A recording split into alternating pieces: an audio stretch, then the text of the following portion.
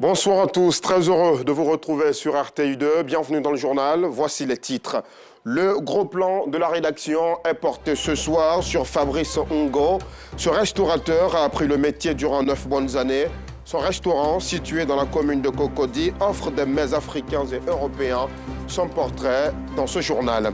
Hors de nos frontières, au Gabon, le général Brice Oligui Nguema vient de nommer Raymond Dong-Sima Premier ministre. Âgé de 68 ans, il avait été Premier ministre d'Ali Bongo de 2012 à 2014.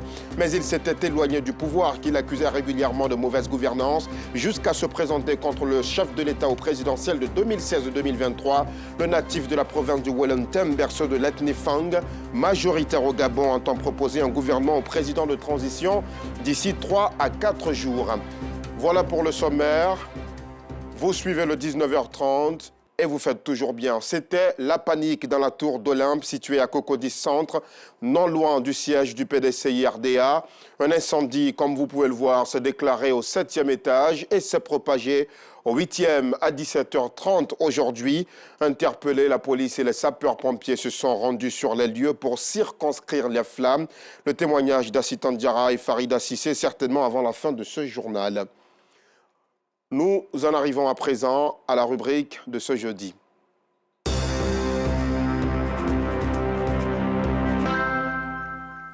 Rien de grand ne s'est accompli dans ce monde sans passion. Cette pensée du philosophe allemand Gottfried Wilhelm Friedrich Hegel se traduit dans le parcours de Fabrice Ngo. Ce passionné de la restauration dispose d'un restaurant dans la commune de Cocody. Après plus de 9 ans de formation dans le domaine, il propose des menus africains mais aussi européens. Cette variété de menus ainsi que la qualité de son service, la précision et de taille, font de lui un restaurateur fort apprécié.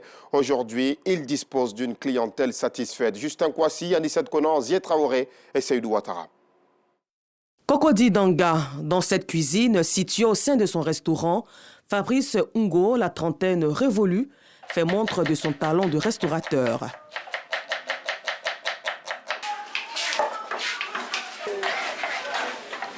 Fabrice nourrit sa passion pour la restauration depuis le bas âge.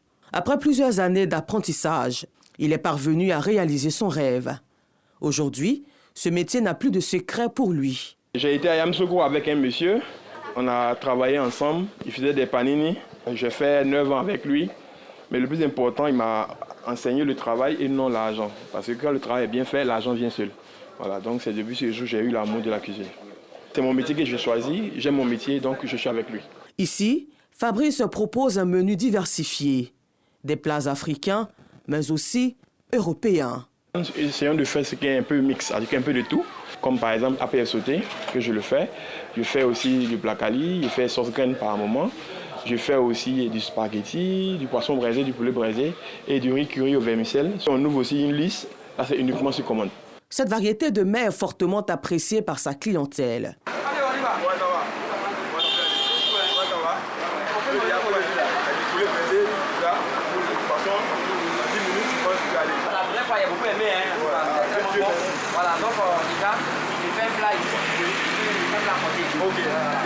Quand mon frère m'a tiré ici, j'ai dit qu'il y a un restaurant à côté de nous. Il dit bon, viens goûter. Je suis venu, j'ai goûté. En tout cas, le repas était impeccable.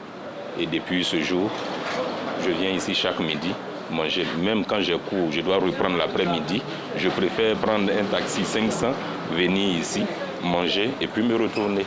C'est rare qu'un garçon puisse faire du placali, du congondé, du kabato. Et tout ça se fait ici. Quand vous goûtez, et puis vous goûtez celui qui est fait par les femmes plutôt, vous voyez qu'il n'y a pas de différence. Donc, c'est quelque chose à encourager. C'est propre et c'est doux. Bon, l'accueil ici, vraiment, c'est impeccable. Parce que quand tu commandes ton plat, ça vient à l'heure, ça vient à temps, et vraiment, on te reçoit bien comme il se doit. Si certains clients préfèrent consommer sur place, d'autres optent pour la livraison. Il est midi et les commandes se multiplient. Il faut se dépêcher. Oui, allô, oui, bonjour monsieur. Oui, c'est le restaurant chez Fabio. C'est déjà prêt. On va emballer ça tout à l'heure et puis on va venir vous livrer. À la différence de certains restaurants de la place, Fabrice, lui, couvre les frais de livraison. Je viens de commander un plat chez Fabio. Voilà, bon, j'ai l'habitude de payer le plat avec lui. Donc je viens de réceptionner le plat. Je mangeais ailleurs, Mais j'ai un ami qui m'a indiqué le coin, je suis arrivé et vraiment le menu est bon. Il y a plusieurs plats, mais je préfère souvent le chef qui accompagne du poulet. Voilà. C'est seulement Fabrice, il est ponctuel. Le dévouement de Fabrice et son amour pour son métier ne laissent pas ses employés et connaissances indifférents. Quand les clients appellent, c'est moi qui prends les appels et les envoie les messages. Aujourd'hui, c'est tellement débordé. Nous sommes à 50 à 60 commandes. Ici, on a 2 à 3 personnes comme ça sur la terre. Tout peut marcher. Parce que c'est quelqu'un de bien, qui ne cache pas quelque chose. Si tu as quelque chose, il te dit en même temps. Voilà, pour le travail, il peut crier, mais après ça, puis bon, on est d'accord, puis on s'en va. En tout cas, il y a l'harmonie entre nous. Il est gentil, il respecte. En tout cas, il prend son travail au sérieux. Il salue tout le monde. Il rit à tout le monde. Quand il a quelque chose en main, il dit on n'a qu'à manger avant qu'il va entrer pour aller travailler. Je lui souhaite bonne chance, que ses activités continuent de marcher. Le métier de restaurateur n'est pas exempt de difficultés. Fabrice en paie parfois les frais.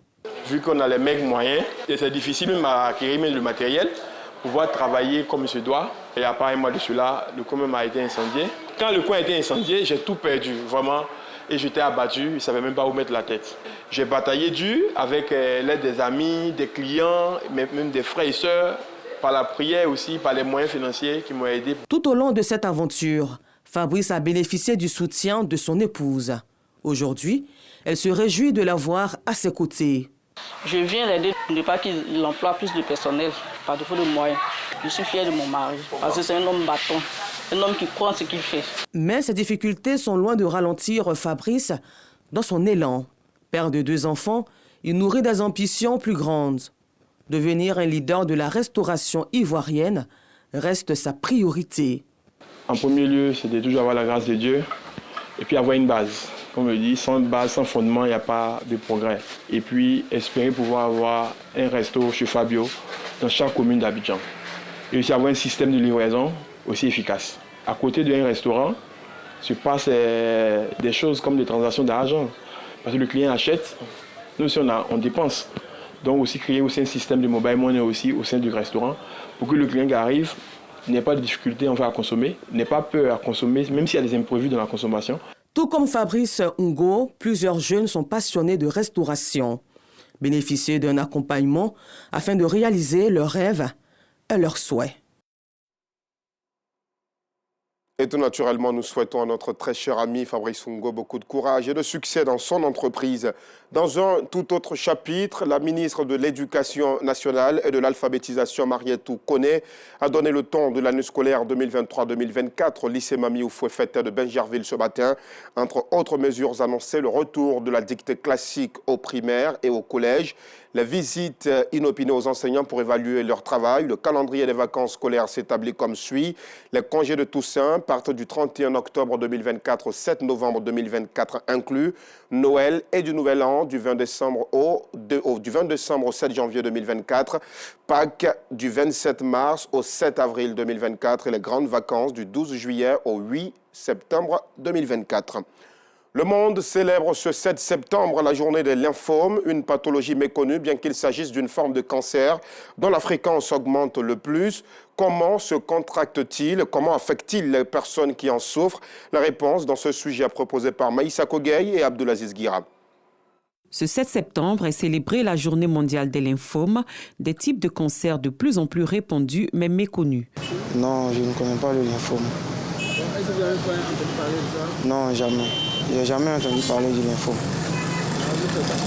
Non, je ne sais pas. Le lymphome, oui, effectivement, je connais le lymphome. Je sais que c'est une maladie, une tumeur.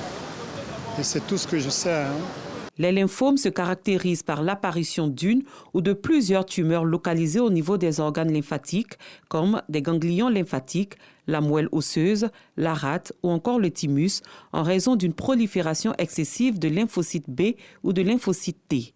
Les tumeurs peuvent également atteindre d'autres endroits tels que les intestins, les poumons, les seins et les os. Il existe plus de 80 types de lymphomes. Les symptômes, pas toujours présents au début de la maladie, se déclinent en 4 stades. D'abord, l'existence d'une seule tumeur se manifestant à travers un ganglion. Ensuite, la tumeur maligne grossit et le cancer atteint d'autres aires ganglionnaires. Le cancer continue de s'étendre, touchant les parties supérieures et inférieures du corps. Le cancer atteint d'autres endroits tels que les poumons, les seins, le cerveau ou encore les os. Il s'agit là du stade le plus avancé du lymphome. Apparaissent enfin des signes. Il s'agit entre autres d'une fatigue accrue, d'épisodes de fièvre, de sueur nocturne, d'un essoufflement ou d'une perte de poids. L'apparition des lymphomes, comme toute autre forme de cancer, peut être liée à une alimentation déséquilibrée, la sédentarité, la consommation de tabac et d'alcool, une prédisposition génétique et à la pollution due au tabagisme passif. L'émergence du cancer qu'est le lymphome peut aussi être favorisée par une exposition aux pesticides, aux teintures capillaires, à la poussière de bois et au rayonnement ultraviolet. La prise en charge est fonction du type de lymphome. Les traitements prescrits sont habituellement une immunochimiothérapie et une radiothérapie, voire la greffe de cellules souches. En Côte d'Ivoire, le lymphome de Burkitt, un cancer des ganglions et de la rate, représente à lui seul 45% des cancers de l'enfant. Depuis 2019, le pays enregistre environ une dizaine de cas par an. Cela concerne aussi bien les garçons que les filles et l'âge moyen de découverte est de 7 ans. Merci beaucoup Maïssa Kogueï pour toutes ces informations sur cette pathologie. Meilleure santé à toutes ces personnes qui en souffrent. Rendons-nous au marché, non pour faire des emplettes, mais bien pour faire le constat de la cohabitation entre les commerçants. Les marchés sont souvent le nid de conflits, les femmes et même des hommes qui passent le clair de leur temps. Une atmosphère conviviale est pourtant nécessaire au bon déroulement de leurs activités. Le constat au marché de Trècheville avec Yacouba Koulibaly et Clément Boko. Dans ce grand marché de la commune de Trècheville, la cohabitation pacifique est une habitude. Mariam Konaté, vendeuse de viande et de poissons fumés, est toujours prête à servir les clients de sa voisine en cas de déplacement de celle-ci. Quand il y a une personne qui n'est pas là, on vend pour la personne sans problème. Ici, on fait on forme une famille. Nous, on ne considère pas qu'on est dans un marché. Non, ce qui m'a marqué le plus, je suis venue faire les achats avec ma copine, celle que j'ai l'habitude d'acheter chez elle, elle n'était pas là. Et c'est sa voisine qui m'a servi. Et vraiment, j'ai trouvé qu'elles sont bien, qu'il y a l'entente ici. Ces commerçants participent à une tontine, ce qui leur permet de joindre les deux bouts. Fernand a déjà récupéré sa part de tontine. Vendeur de légumes, il encourage l'élan de solidarité qui règne ici. Nous sommes en groupe d'association d'abord. En plus d'être en groupe d'association, il y a aussi quelques tontines qui sont organisées.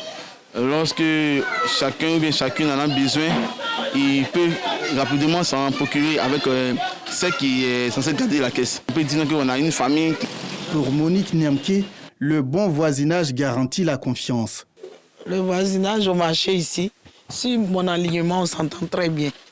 Je n'ai pas de problème avec mes voisins. Par exemple, si le client se trompe, qu'il arrive ici, je cherche Madame Tan. Je dis, bon, va à côté. Moi aussi, quand ma cliente se trompe, va là-bas, on ramène ma cliente ici. À la différence de Mariam et Fernand, Janetta Hébrin peine à exercer son activité en toute sérénité. Elle déplore l'adversité dans le voisinage au marché. La mésentente dans le marché existe vraiment. Il arrive parfois, lorsque tu quittes à la maison, tu viens trouver des déchets ou des urines, des médicaments. Oh, c'est pas bon. Nous sommes ensemble au marché, il faut se donner des coups de main. Si pour toi ne marche pas, tu peux vendre même pour ta voisine. Demain, elle aussi, elle peut vendre aussi pour toi. Mais ça ne sert à rien de faire des médicaments pour pouvoir la combattre. Un avis partagé par Hortense Miezan, restauratrice. Il y a les gens qui sont là, vont te regarder mal. Mais à la fois, quand les gens viennent demander après vous que certaines personnes, je ne la connais pas. Ce n'est pas bon dans le voisinage. Ils sont nombreux, ces commerçants et commerçantes, qui aspirent à un climat de confiance entre voisins au marché. Tout autre chapitre, les populations du village de Nougoussi, dans la sous-préfecture d'Alépé, n'auront plus de difficultés pour avoir accès à l'eau potable. Rotary Club Abidjan Atlantis vient de doter le village d'une pompe hydraulique dont le coût est estimé à 2 800 000 francs CFA. La remise de l'infrastructure hydraulique a été faite en présence du chef du dit village, Noussangari. Nougoussi, village situé dans la sous-préfecture d'Alépé, dans la région de Lamé. Depuis des années, c'est au marigot que Jacqueline s'approvisionne en eau pour accomplir ses tâches ménagères, faute d'infrastructures hydrauliques. Ce calvaire est désormais loin derrière elle, grâce à l'ouverture de la nouvelle source d'approvisionnement en eau potable. Vraiment, avant, on souffrait beaucoup même. Pour avoir de l'eau, vraiment, on avait tout le temps des problèmes. Il faut aller dans les puits. Bon, les puits ne sont pas tout près de nous aussi. Vraiment, ça nous fatiguait beaucoup. Aujourd'hui, j'ai une pompe, je suis très contente. Cette pompe hydraulique est l'œuvre du Rotary Club Abidjan Atlantis. Son coût, 2 800 000 francs CFA. Il faut dire que nous sommes à notre deuxième édition de don. Nous avions fait une première édition en 2020 et vu le besoin important, nous sommes revenus en 2023 pour faire un deuxième don. Ce don répond à l'un des axes stratégiques les plus importants dans le Rotary, qui est l'eau potable. Et nous sommes très fiers de le faire. Nous mettons du temps à regrouper tous ces dons-là pour faire le bien à nos populations. Heureuse de cette initiative, la chefferie a au nom des populations traduit sa gratitude aux donateurs. Bon, il faut dire qu'avant la pompe, les enseignants et nos enfants en récréation partent jusqu'à la maison pour chercher de l'eau à boire. Les instituteurs vont de cours en cours dans les puits pour prendre de l'eau. Je crois que cette pompe est la bienvenue pour nous soulager. Cette pompe, je dois l'entretenir, faire bon usage afin que nos enfants puissent, même nos arrière-descendants, puissent en bénéficier. Le Rotary Club Abidjan Atlantis est un club service qui vient en aide aux couches défavorisées. Comme nous, vous avez certainement vu le marketing des vendeurs de sous-vêtements dans les marchés d'Abidjan. La lingerie féminine, notamment, est exposée aux yeux de tous, au grand bonheur de certains clients qui n'hésitent pas un seul instant à s'en procurer. Mais l'exposition de ces sous-vêtements n'est pas du goût de tout le monde. D'autres personnes y voient une atteinte aux bonnes mœurs. Les images prises par Seri Konaté, Adjamé et Cocody ont été commentées par Abdelaziz Guira et Clément Boko. En plein cœur du marché de la Liberté, dans la commune d'Adjamé, des vendeurs de sous-vêtements. Des sous-vêtements pour hommes, mais aussi des lingeries pour femmes, suspendues ou exposées. Une technique pour mieux attirer les clients. Quand on cache là, les gens ne voient pas. Donc quand c'est un peu exposé, les gens achètent ça un peu rapidement. Avant, les gens cachaient un peu, mais maintenant, quand on expose comme ça, quand les clients viennent, ils arrivent à choisir ce qu'ils veulent. Ce qui ne gêne pas pour autant les clients. C'est pas gênant. Si on a eu le temps de venir au marché, donc on en profite en même temps pour acheter. Sinon, c'est pas gênant chez moi. On n'a pas le choix. C'est déjà installé, donc on est obligé de prendre ce qui nous plaît. Des friperies et des sous-vêtements neufs. Si, par rapport à les prix, c'est moins cher. C'est même chose comme niveau là, ça c'est moins cher. En fonction de ça, on paye ça là. Je suis venu acheter des caleçons pour hommes, chocoto. Chocoto quand on vend à 3 000, 4 000 là, ça se déchire vite en fait. Ici, souvent quand on arrive, ça nous arrange. Voilà, ça nous arrange parce que souvent quand tu arrives, on peut te dire 2 à 500 ou 3 ou bien 4 même à 1500. Voilà, ça arrange. Voilà pourquoi souvent quand on arrive, et puis c'est durable. Voilà, c'est durable. Donc moi, il n'y a plus de. Voilà, il n'y a plus de. Ça me va. Et pour ce qui est de l'hygiène, on est habitué à ça. Voilà, nous, c'est le deuxième même. Et puis, quand on est dedans, on est fiers, il n'y a rien. Des lingeries, il y en a aussi des friperies. Au marché Kokoviko, dans la commune de Cocody, à un peu plus de 9 km d'Adjamé Liberté, Ousmane se prépare à recevoir ses premières clientes, toutes amoureuses des lingeries friperies. Ousmane arrive souvent à écouler près d'une centaine de lingeries par jour. Dès que tu sors, en tout cas, forcé, Inch'Allah, tu ne peux pas taper photo, quoi. Tu vas rentrer pour toi. Les clients bien même, les clients bien même. Quoi, je vais voir 100 000, 120 000, 150 000 comme ça, tout dépend, quoi. D'autres, quand ils trouvent ces garçons aussi qui vont et puis ils demandent, mais qu'est-ce qui se passe? Et puis c'est les garçons qui vendent les trucs des femmes, quoi. Mais comme aussi, c'est mon amitié que j'ai choisi. Et puis à l'intérieur ici, il y a beaucoup de clients qui sont connus pour ça, pour moi, quoi. Une cliente fait son entrée. Ces articles déjà utilisés, exposés au regard de tous, ne l'empêchent pas d'en acheter. Ça qui nous arrange en fait. Les friperies sont un peu moins chers par rapport à les neufs. Donc on fait ça. Ça comme ça m'a plu comme ça. Je l'ai acheté. Bon, on ne peut pas dire les deuxièmes même ne gênent pas bien. Il n'y a pas l'argent. C'est dans le sens de prix. La friperie, ou vêtements de seconde main, bien souvent manipulés par plusieurs personnes, pourrait avoir une incidence sur la santé des clients. mais leur coût abordable incite les clients à les acheter. Dans le reste de l'actualité au Gabon, le général Brice Oligui Nguema vient de nommer Raymond Dong Sima Premier ministre. Il avait été Premier ministre d'Ali Bongo de 2012 à 2014. Il est âgé de 68 ans. Il entend proposer un gouvernement au président de transition d'ici 3 à 4 jours. Nous sommes au terme de ce journal. Merci aux équipes techniques et de rédaction. Merci à vous de votre fidélité. Bonsoir.